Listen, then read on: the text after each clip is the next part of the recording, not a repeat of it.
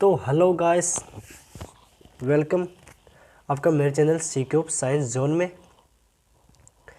तो पिछली क्लास के अंदर हमने डिस्कशन किया था किसके बारे में, जो हमारी गैलीलियो रूपांतरण समीकरण थी उसमें जो गैलीलियो रूपांतरण समीकरण के अंदर जो निर्देश तंत्र था उसमें जो विस्थापन होता है वो अचर होता है, वो हमने सिद्ध किया था।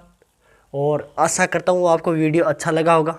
ठीक है, तो आज की जो हमारी क्लास है इसके बारे में हम डिस्कस करने वाले किसके बारे में, जो कोरियोलिस बल होता है वो क्या होता है और ये किसी निकाय या गुणित तंत्र में द्रव्यमान एम पर कार्यरत कैसे करता है, इसका व्यंजक क्या होता है, इसको हम कैसे निकालते हैं, उसके बारे में हम टोटल डिस्कशन करेंगे आज की इस क्लास के अंदर।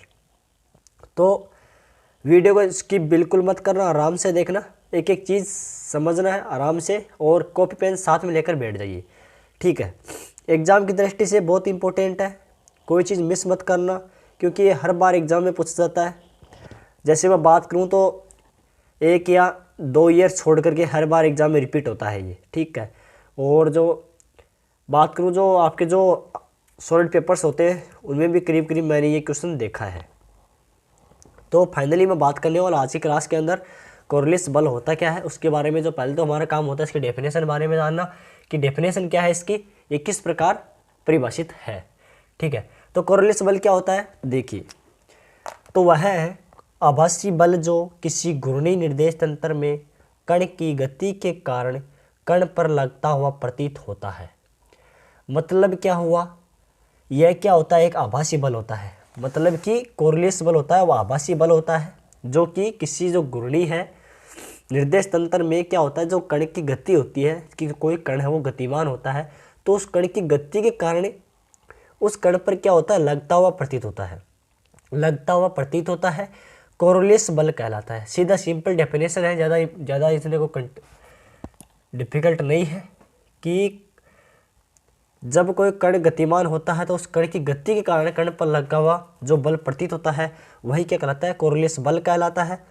अब इस पर मैंने दो इंपॉर्टेंट बिंदु बताए हैं, वो कौन कौन से हैं वो देखिए कि यह बल पृथ्वी के घूर्णन के कारण उत्पन्न होता है। ठीक है, यह बल पृथ्वी के घूर्णन के कारण उत्पन्न होता है। कोरियोलिस बल केवल गतिशील कण पर लगता है। और एक बात ध्यान में रखना, कोरियोलिस बल जो है वो क्या होता है, ऑलवेज गतिशील जो मोमेंटम में मोशन में है कण उन पर गतिशील होता है। ठीक है, अब जो इसका मेन पार्ट है जो इंपॉर्टेंट एग्जाम की दृष्टि से वो क्या है वो देखिए कि घूर्णी तंत्र में द्रव्यमान m पर कार्यरत कोरियोलिस बल ज्ञात कीजिए। अब हमें करना क्या है वो देखिए कि घूर्णी तंत्र में द्रव्यमान m होता है, कोई द्रव्यमान पिंड m होता है, उस पर कार्यरत कोरियोलिस बल ज्ञात कीजिए। उसका व्यंजक एग्जाम में पूछा जाता है, इंपॉर्टेंट है। तो एक ही चीज़ ध्यान से देखना, सबसे पहले हमारा काम है इसका डायग्राम समझना। डायग्राम आपको अच्छे से समझ में आ जाएगा तो आपको डेरिवेशन और जो भी टोटल थ्योरी है इसकी वो आराम से आसानी से समझ में आ जाएगी। ठीक है, वीडियो को स्किप बिल्कुल मत करना, आसानी से देखना। ठीक है, आराम से देखना, लास्ट तक वीडियो जरूर देखना। देखिए, तो इसका हम डायग्राम के बारे में पहले डिस्कस करते हैं। डायग्राम क्या है, बहुत ईजी है, एक बार देख लोगे तो आपको आसानी से बना दोगे। देखना इसमें क्या है डायग्राम के अंदर। डायग्राम में देखना 3 एक्सिस लेनी है आपको, एक्स एक्सिस लेनी है, वाई एक्सिस लेनी है और जेड एक्सिस लेनी है। ले लिया, ये तो एक्स एक्सिस, ये जेड एक्सिस। अब हमने इसको दे दिया एस निर्देश तंत्र। कौन सा निर्देश तंत्र दे दिया, एस निर्देश तंत्र दे दिया। अब इसी प्रकार हमें क्या करना है, थोड़ा रोटेट करना है। मतलब कि क्या है, ये घूर्णी तंत्र है ना, तो इसको घूर्णन करेंगे, मतलब कि इसको थोड़ा रोटेट कर देंगे। जैसे कि मैंने आपको दिखा दो, थोड़ा यहाँ नोट है तो नहीं इसमें अंदर, पर मैं दिखा देता हूँ आपको थोड़ा सा। देखिए ये रहा, यहाँ से मैंने इसको इस प्रकार से रोटेट कर दिया, इस प्रकार कर दिया रोटेट। रोटेट करने के बाद में क्या प्राप्त हुआ, अक्ष डैश। अब जी ये अक्ष वाला सिरा था, ये चला जाएगा ऊपर, अक्ष वाला सिरा किधर चला जाएगा, ऊपर चला जाएगा। और वाई वाला सिरा इधर साइड में आ जाएगा तो वाई डैश हो जाएगा, और जेड वाला सिरा इधर साइड में आ जाएगा तो हो जाएगा जेड डैश।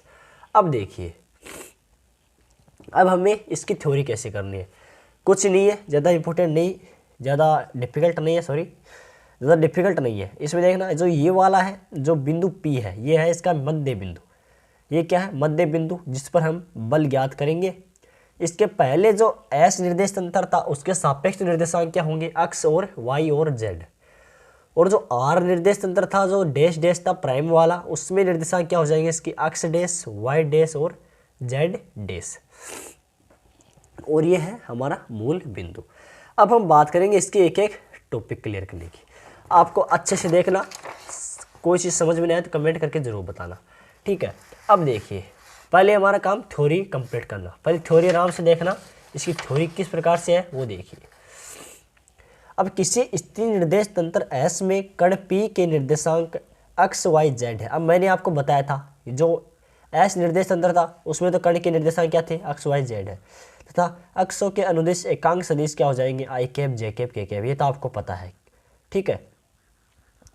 अब देखना हमें क्या ज्ञात करना है, कण पर पी का स्थिति सदिश। अब जो बिंदु ये पी वाला है, इस पर ओ पी ये क्या हो गया, कोई स्थिति हो गई। तो स्थिति है तो इसका स्थिति सदिश भी ज्ञात करेंगे हम, क्योंकि ये स्थिति है, ओ से पी किसी स्थिति पर स्थित है तो इसका स्थिति सदिश ज्ञात करेंगे। तो कण से ओपी पर स्थिति सदिश क्या हो जाएगा, इसका ओपी वेक्टर हो जाएगा, क्योंकि ओ से पी ज्ञात कर रहे हैं तो इसका स्थिति सदिश क्या हो जाएगा, ओपी वेक्टर हो जाएगा। क्या हो जाएगा, ओपी वेक्टर। तो यही है इसके अंदर, और कुछ नहीं है। देखिए, तो स्थिति सदिश ओपी, जिसे हम स्थिति सदिश को हम क्या से नोट करते हैं, आर से नोट करते हैं। तो क्या हो जाएगा, निर्देशांक क्या थे, स्थिति सदिश क्या थे, एकांक सदिश क्या थे, आई कैप, जे कैप, के कैप, और निर्देशांक क्या थे, एक्स वाई जे। तो कुछ नहीं है, आर वेक्टर बराबर एक्स आई कैप प्लस वाई जे कैप प्लस जेड के कैप। इसको हम समीकरण नंबर 1 दे देंगे। अब इसी प्रकार हमारा दूसरा निर्देश तंत्र आर है, जो निर्देश तंत्र एस से प्रारंभ से t बराबर 0 पर संपादित था, लेकिन नियत कोणीय वेग ओमेगा से इस प्रकार घूर्णन कर रहा है। मैंने आपको बताया घूर्णन करा करके, ताकि दोनों निर्देश तंत्रों के मूल बिंदु एक के स्थान पर ओ बिंदु पर संपाती हो, ओ बिंदु पर संपाती हो। अब क्या करना है, एक स्थान से संपाती है, देखना। अब देखना क्या करना है, अब देखिए ध्यान से देखना। अब किसी अल्पांश टी समय, किसी अल्पांश टी सेकंड पश्चात, अब t बराबर 0 पर तो क्या था, दोनों संपाती थे। अब क्या कर रहा है, किसी अल्पांश टी पश्चात आर तंत्र का प्रत्येक अक्ष क्यू बराबर डब्ल्यू टी या ओमेगा टी कोण से घूम जाता है। अब मैंने आपको रोटेशन करके दिखाया था उसके अंदर, तो क्या हो जाता है, वो रोटेशन कर जाता है, ओमेगा कोण से घूम जाता है। इस स्थिति में कण पी की निर्देशांक आर तंत्र में x dash, x prime, y prime, z prime हो जाता है। इसको डैश नहीं बोलेंगे हम, इसको बोलेंगे प्राइम। क्या बोलेंगे, प्राइम बोलेंगे। तो x prime, y prime, z prime हो जाएंगे। अब क्या होता है, जो तंत्र आर है उसमें कण का स्थिति सदिश, क्योंकि हमने एस के लिए स्थिति सदिश ज्ञात किया था, तो हम इसके लिए आर में भी क्या करेंगे, स्थिति सदिश ज्ञात करेंगे। तो क्या हो जाएगा, ओपी वेक्टर हो जाएगा। तो इसमें क्या है, आर प्राइम है, तो सेम वैसा ही इसमें प्राइम लगाना है बस। X i cap, x prime i prime, y prime j cap prime, z prime k cap prime. समीकरण नंबर 2 दे देंगे। अब करना इसमें कुछ नहीं है।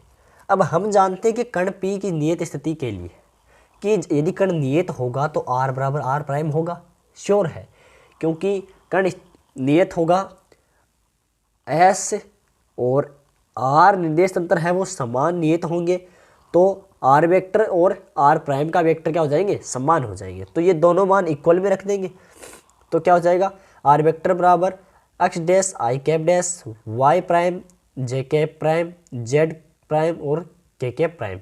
इसको हम दे देंगे समीकरण नंबर 3।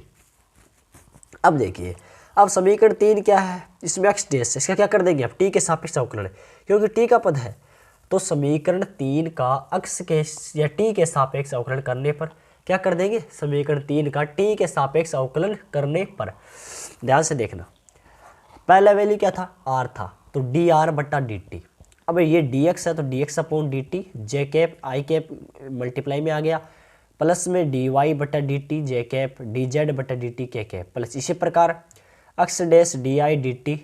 एक बार आई का ले लेंगे, इस फलन का ले लेंगे, एक बार अक्ष फलन का लेंगे, अलग अलग हम गुणा करेंगे, अवकलन करेंगे।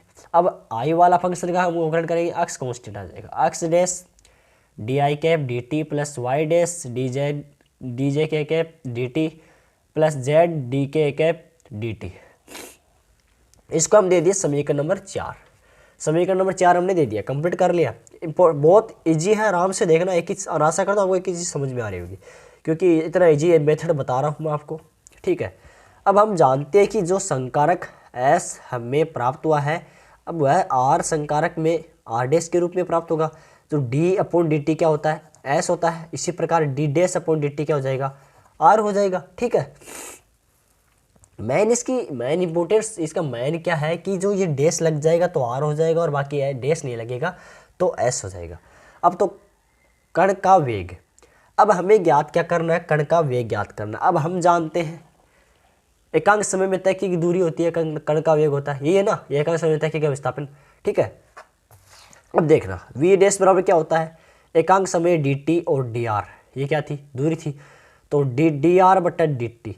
वी डैश ज्ञात करेंगे, उसके लिए तो क्या हो जाएगा, डी डैश आर के आर डैश बटा डी टी, यानी कि डी प्राइम आर प्राइम बटा डी टी, तो डी प्राइम आर बटा डी टी। अब इसी तरह क्या करना है, ये आर की वैल्यू रख देनी है, आई कैप डी एक्स बटा D T, J cap D Y बटा D T, K cap D Z बटा डी टी।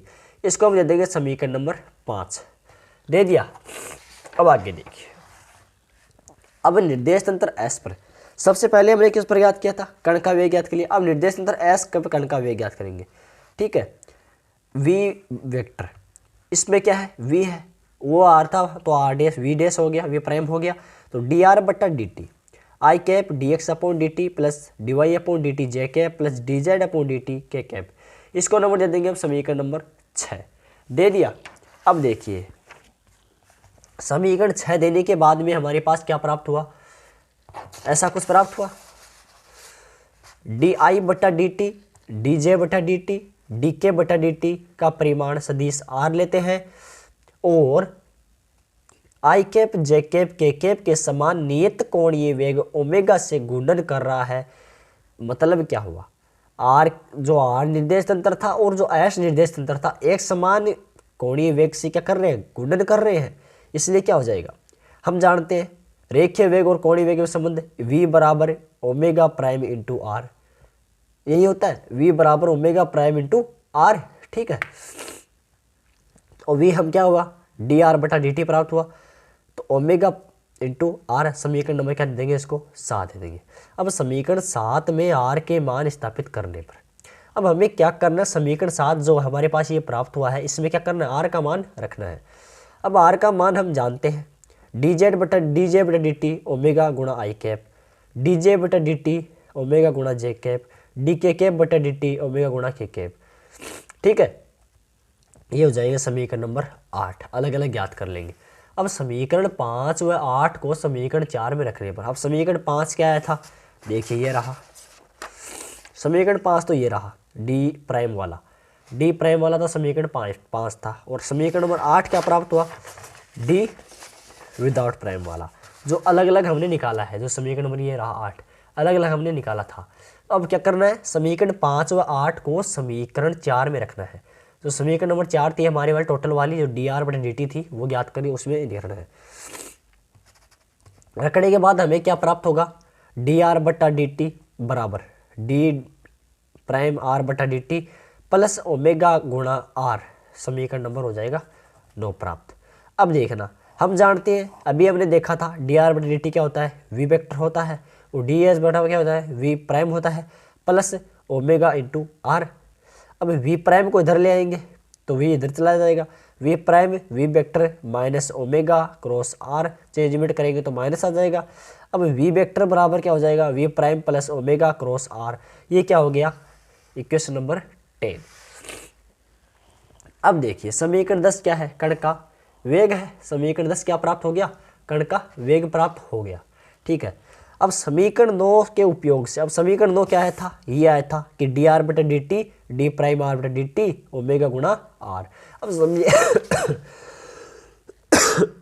सॉरी, समीकरण 9 के उपयोग से डी आर बटा डी टी, देखना डी आर बटा डी टी, तो डी डैश बटा डी टी प्लस ओमेगा गुणा आर, ये सेम 9 का इक्वेशन है वो है, तो डी आर बटा डी टी, अब डी प्राइम बटा D T plus omega into are, अक्स हो गया। अब समीकरण 9 का टी के सापेक्ष क्या कर देंगे, अवकलन कर देंगे, क्या कर देंगे, अवकलन कर देंगे। तो डी बटा डी टी, डी बटा D T, D R prime बटा डी टी, डी प्राइम बटा D T plus omega cross D prime are बटा D T plus omega vector cross R vector. अब एक बात आपको बता दे, पहले तो यदि एक बार अवकलन होगा तो हमें वेग प्राप्त होगा। अब हम जानते हैं वेग में परिवर्तन की दर क्या होती है, त्वरण होता है। अब वेग का एक बार अवकलन और कर देंगे तो क्या हमें क्या प्राप्त हो जाएगा, त्वरण ज्ञात, एक्सेलरेशन ज्ञात हो जाएगा।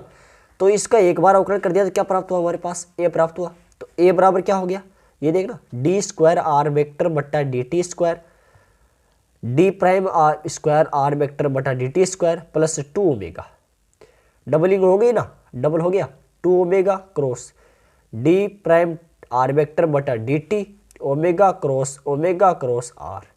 ये जो ये वाला होता है ये होता है कोरोलियस बल। ठीक है, समझ में आ गया।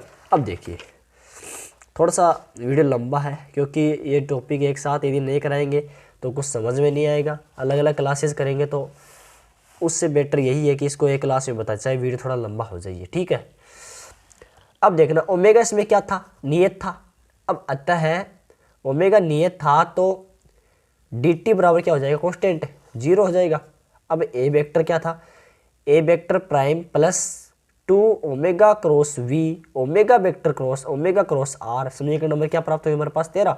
अब समीकरण 13 को दोनों ओर एम से गुणा करने पर, अब एक साइड से और एक साइड से क्या कर देंगे, एम से गुणा करने पर। अब सीधा आपको मालूम दिखाई दे रहा है, कुछ दिखाई दे रहा है क्या, देखिए दिखाई क्या दे रहा है, ए से गुणा एम से गुणा करते ही यहाँ पर बल बढ़ जाएगा, बल बढ़ गया ना। हमें क्या याद करना था, कोरोलियस बल याद करना ना। देखिए m a prime m a vector minus का 2m2 omega cross v minus m omega cross r. ठीक है, वी नो दैट, हम जानते हैं एफ बराबर एम ए, जो मैंने आपको पहले ही बताया है, एफ बराबर एम ए, एफ बराबर एम ए प्राप्त हो गया। अब देखिए एफ डैश प्राइम क्या हो गया, एम माइनस का 2m omega cross v minus m omega cross r. अब देखिए एफ प्राइम एफ वेक्टर, इसको इधर ले आएंगे तो पॉजिटिव हो जाएगा, प्लस एफ ए, ये क्या होगा हमारे पास फाइनली वैल्यू प्राप्त हो गई। अब हम जानते हैं एफ बराबर क्या हो जाएगा, एम बाहर ले लिया इधर से और ओमेगा क्रॉस आर अपकेंद्रीय बल है। ये तो क्या था, अपकेंद्रीय बल था।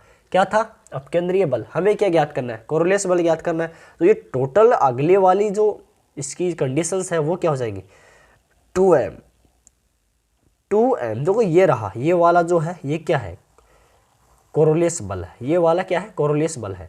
Minus 2m omega cross we ये क्या है, कोरोलियस बल है। एफ ई बराबर क्या हो जाएगा, माइनस का 2m और m cross v, f c क्या हो जाएगा, माइनस का 2m omega v sine theta n cap. ये एन केप क्या है, इकाई सदिश या एकांक सदिश। अब थीटा बराबर 90 पर इसका मान अधिकतम होता है और थीटा बराबर 0 पर इसका मान होता है न्यूनतम। तो आशा करता हूँ आपको ये वीडियो अच्छी प्रकार से ये टॉपिक समझ में आया होगा और आपने एक ही चीज़ नोट कर ली होगी। यदि नोट नहीं किया तो वीडियो को दोबारा देख लेना, अच्छे प्रकार से नोट करना, इंपॉर्टेंट एग्जाम की दृष्टि से। और अभी तक चैनल को सब्सक्राइब नहीं किया है तो सब्सक्राइब कर ले और ताकि जो बेल आइकन है उस पर क्लिक कर देना ताकि आपको अगली वीडियो नोटिफिकेशन पहले मिल जाए, आपकी स्टडी में कोई ऐसा डिस्टर्बेंस ना आए ताकि आपको कोई नुकसान उठाना पड़े। तो बेटर होगा अच्छे प्रकार से वीडियो देखें, आराम से देखें, एकदम हर एक ही चीज़ आपको कंप्लीट कराई जाएगी। आपको जो एग्ज़ाम में इंपॉर्टेंट है वो चीज़ बताई जाएगी जो एग्ज़ाम में हर बार पूछी जाती है। वीडियो देखने के लिए धन्यवाद।